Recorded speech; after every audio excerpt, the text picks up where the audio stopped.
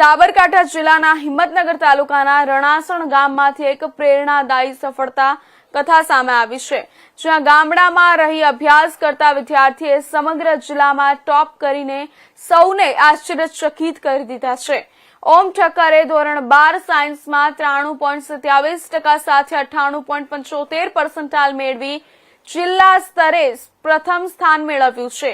આજના સમયમાં જ્યાં વાલીઓ બાળકોને શહેરોની આધુનિક સુવિધાઓ તરફ દોરી રહ્યા છે, ત્યાં ઓમ ઠક્કરે ગામડાની મર્યાદિત પરિસ્થિતિમાં રહીને આ સિદ્ધિ હાંસલ કરી છે। ઓમે જણાવ્યું કે સફળતા માટે સુખ સુવિધાઓ નહીં, પરંતુ મહેનત અને પરિવારનો સહયોગ સૌથી મહત્વનો છે।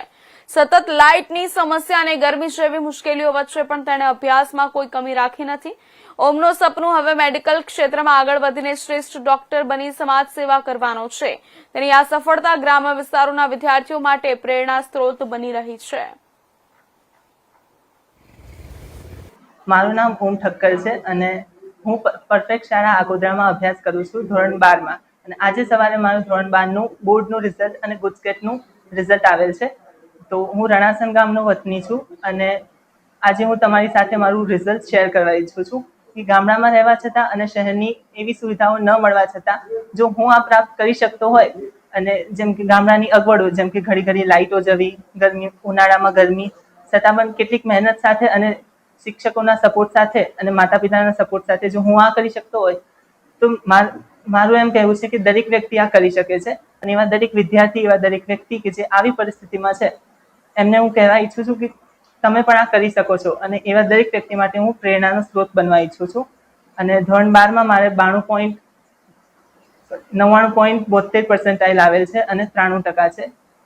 તો અન્ય વિદ્યાર્થીઓને હું કહેવા ઈચ્છું છું, જો તમે પણ આ 2 વર્ષ માટે કે થોડુંક જો ફોકસ ભણવા પૂરતે વધારે રાખશો અને કેટલાક મોજ શોખ ઓછા રાખશો તો જરૂરથી સહેજ એકાગ્રતા હોય તો જરૂરથી તમે આ પ્રાપ્ત કરી શકો છો। હું નિતેશ ઠક્કર અહીંયા ગામડામાં રહું છું અને આજે ઓમનું રિઝલ્ટ, મારા દીકરાનું રિઝલ્ટ આવ્યું છે। સાબરકાંઠામાં ટોપર તરીકે આવ્યું છે। એને કોઈ સિટીમાં મળે એ ટાઈપની કોઈ ફેસિલિટી કે સગવડ આપણે પૂરી પાડી શકાય નહીં, મધ્યમ સામાન્ય વર્ગમાંથી આવી છીએ, પણ ન હોવા છતાં બી એવું જરૂર નથી કે રિઝલ્ટ સારું આવી શકે છે। જે સાધન સગવડ વગર બી કે જે મહેનત કરે અને બધા પરિવારનો સાથ સહકારને શિક્ષકોનો જો હેલ્પ મળે તો છોકરા ભણી શકતા હોય છે। એવું જરૂર નથી કે ભૌતિક સુવિધા હોય તો જ બાળકો ભણી શકે, બરાબર। અને MBBSમાં એડમિશન લઈ અને ગ્રેજ્યુએશન પૂરું કરીને સમાજની અંદર થોડુંક મદદરૂપ થાય એવું જીવન જીવે, સારા વ્યક્તિ તરીકે નીવડે એવી અપેક્ષા છે।